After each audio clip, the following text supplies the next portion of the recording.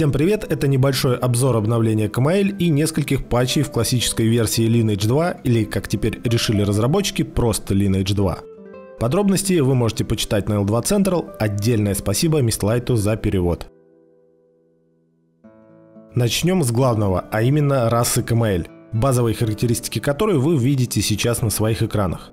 После прохождения цепочки квестов на первую профессию, о которой я рассказывал в прошлых видео, можно будет выбрать один из трех классов, но в отличие от основной версии L2, они не привязаны к полу персонажа. Отмечу, что класс инспектора или арбитра реализован не был. Итак, Берсерк специализируется на новом типе для классика оружия – древний меч. Берсерк может быть экипирован также тяжелой или легкой броней. В подтверждение этому у него есть два пассивных умения на каждый тип брони. Инквизитор специализируется на боях опять-таки с новым для классика типом оружия рапирой и имеет пассивное умение только для легкой брони. Наконец, последний третий класс Камаэль Диверсант специализируется на атаках из лука и имеет пассивные умения только для легкой брони. Подчеркну, что на текущий момент арбалету в игру не добавлено, но вторая профессия все еще называется арбалетчик. У Камаэлей на классике существенно меньше умений, чем это было на основной версии. К сожалению, в этом видео я не смогу подробно показать ключевые скиллы классов, по причине того, что прокачка до уровня, где характерные для класса умения раскрываются в полной мере, достаточно долгая, и возможность ускорить этот процесс появилась у меня лишь недавно. Все же есть несколько моментов. Например, все классы обладают пассивным умением метка смерти, которое накладывается с некоторым шансом на атакуемую цель. Кроме того, из расовых умений убрано упоминание о бонусах в PvP. Одно из них увеличивает скорость передвижения, атаки и магии на 20 единиц, а другое увеличивает сопротивление к различным дебафам. Важным нововведением в умении расы Камаэль стала новая система светлой и темной стороны души. После прохождения первой профессии Камаэль автоматически в бою или при получении опыта накапливает светлые, а после второй профессии и темные души. Когда счетчик достигает сотни, Камаэль автоматически перевоплощается в одну из сторон души. Души также можно накапливать при помощи умений, которые за счет ХП пополняют счетчик душ. Светлая сторона души восстанавливает быстро ману и в целом предназначена больше как некий защитный баф. Темная сторона души увеличивает те же характеристики в 2 раза, однако дает возможность смертельного удара и предназначена для атаки в бою. В состоянии любой из сторон душ нельзя поглощать или генерировать души из ХП. Светлая сторона души бафается на 30 секунд, а темная на минуту. Также души влияют на некоторые из умений, но об этом я расскажу подробнее, когда смогу докачать персонажа. В патче от 27 февраля были добавлены квесты с 20 до 40 уровня, по которым можно получить браслет для талисманов, талисман Адана, один свиток заточки для талисмана Адана,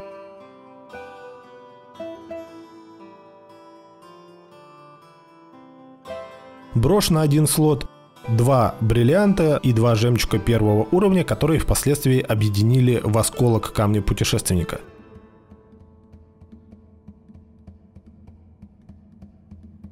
В квестовой цепочке можно также получить временный браслет Агатиона и Агатион Грифона, который прибавляет 5 единиц физической защиты.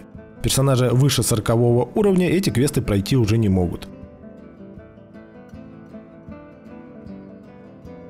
Тогда же в патче от 27 февраля разработчики объединили все существующие ранги зарядов в один, разделив его на 4 типа по 2 на каждого вида шотов. Заряды души, духа и благословенные заряды души и духа. Особенностями новых зарядов стало то, что они подходят к любому типу оружия. Продаются у бокалейщика, не имеют веса и не передаются никаким образом между персонажами. С последним нужно быть очень внимательными. Уже имеющиеся заряды применить в игре никак нельзя, и их следует обменять у менеджера витаминов на новый унифицированный вид. Внешне похожий, кстати говоря, на S-Grade. Вместе с тем, все кузнецы потеряли возможность крафтить любые заряды или упаковки зарядов. Существующие рецепты зарядов были удалены из книги рецептов и возвращены в инвентарь или личный банк. Возвращенные или имеющиеся рецепты зарядов можно обменять на адена у того же менеджера витаминов. Кроме унификации, в системе зарядов появились две новые зависимости расхода этих зарядов во время боя. Первая зависимость от количества целей. Например, если персонаж атакует одну цель, то расходуется 1 заряд. Если от 4 до 8, то 2 заряда. Если от 9 до 14, то 3. И если от 15 до 20, то 4 заряда.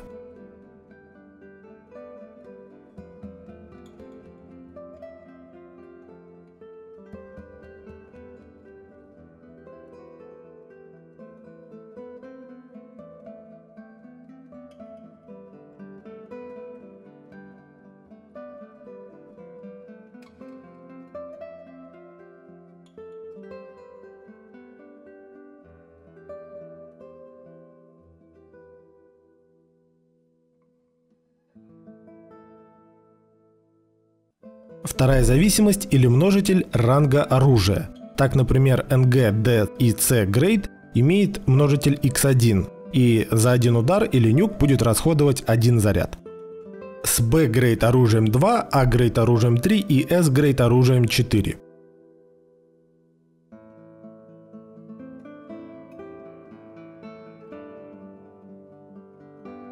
Для примера, вот 4 моба, у меня A Grade оружие. Выходит, за один удар я потрачу 6 зарядов.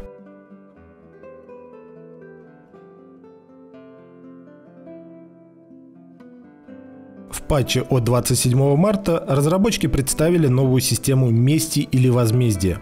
Эта система позволяет узнать не только никнейм, который теперь можно увидеть в обновленном окне смерти,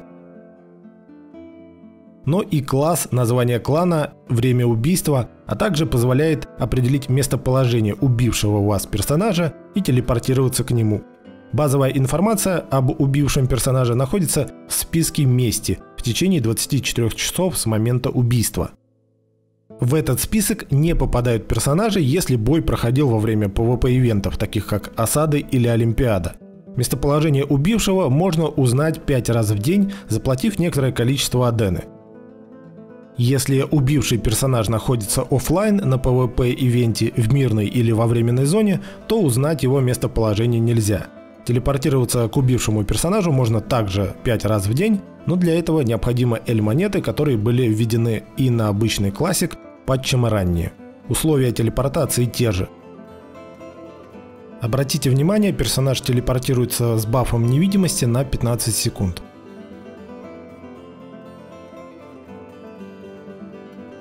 Вы, должно быть, обратили внимание, что интерфейс окна мини-карты тоже был переработан. Теперь можно менять размер окна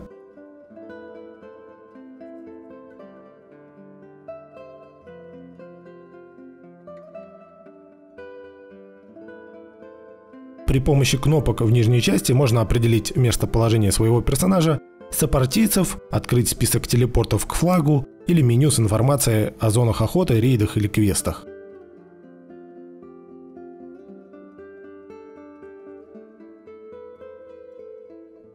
В том же патче от 27 марта в системе стихий произошло несколько важных изменений. Теперь при достижении 40 уровня у персонажа автоматически активируется система стихий. Существующие 3 стадии эволюции агатионов были увеличены до 5. Каждый раз при увеличении стадии эволюции счетчик опыта агатиона будет сбрасываться на 0. Кроме того, монстры в разных локациях получили обозначение стихий, опыт которых они повышают. Например, в башне дерзости представлены монстры стихии ветра, а в волшебной долине монстры со стихией земли. –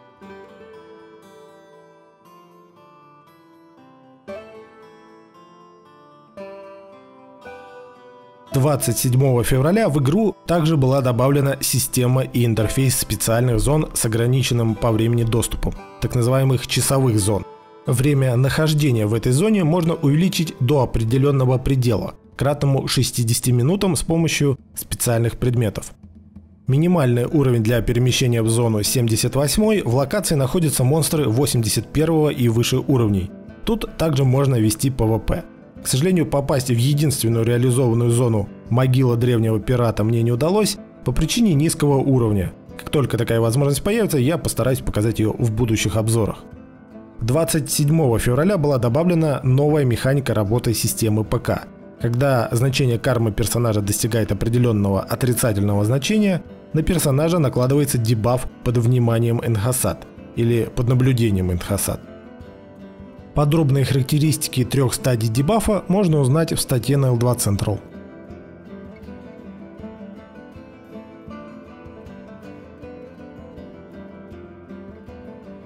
Дебаф можно снять, только вернув значение кармы на минимальную или нулевую отметку путем прокачки или снижения количества опыта после смерти.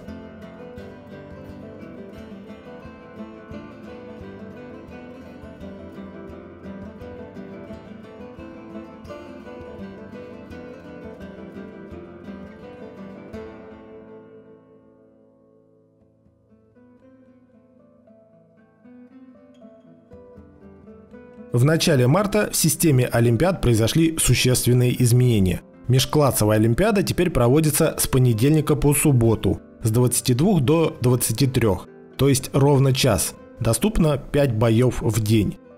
Регистрация и наблюдение за боями доступно через окно Олимпиады. Герои выбираются по итогам недельного периода со сроком на неделю. Для геройства персонажу необходимо не только набрать максимальное количество очков в своем классе, но и провести не менее 20 боев.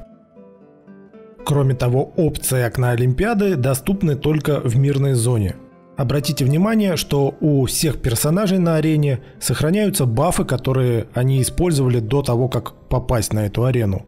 Здесь также нет ограничения на использование эликсиров, у которых, кстати говоря, общий теперь откат, и использование различных трансформаций и свитков.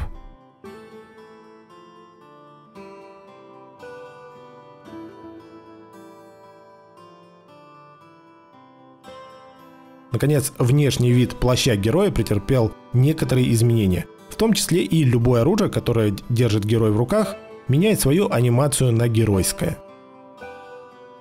Система рангов, существующая на данный момент только в Корее, получила серьезные изменения. Любой персонаж 40 и выше уровня учитывается в серверной системе рангов. Постоянно доступен список из 150 лучших игроков, и можно узнать информацию о персонажах выше на 10 мест или ниже на 10 мест своего персонажа. Система рангов показывает актуальную информацию в реальном времени, и персонажи вне рангов могут также ее просматривать. Но награды за призовые места начисляются только после 6:30 следующего дня. Места определяются по количеству полученного опыта, а все персонажи, входящие в топ-100, получают специальное обозначение ранга в чате и постоянный баф.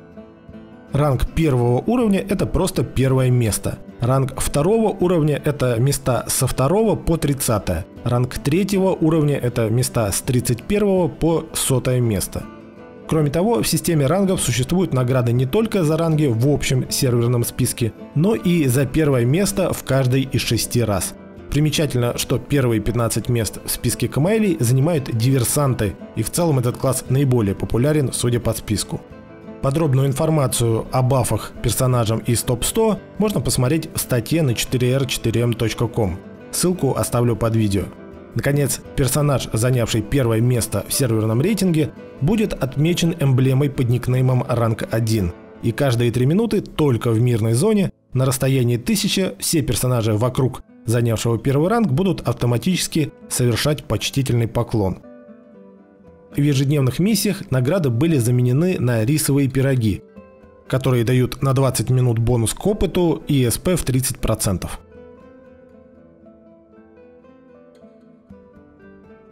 Наконец, небольшие изменения коснулись и игрового чата, в котором теперь нельзя отключить голос героя, а цвет сообщений клан-чата изменился на фиолетовый. Это, пожалуй, все. Для того, чтобы узнавать больше или быстрее, заглядывайте в Discord или на сайт 4r4m.com. Если у вас появились вопросы или идеи для тестов, оставляйте их в комментариях под видео. Отдельно хочу поблагодарить подписчиков на Патреоне и зрителей, поддерживающих проект на стримах. Это видео вышло благодаря им. Еще раз спасибо.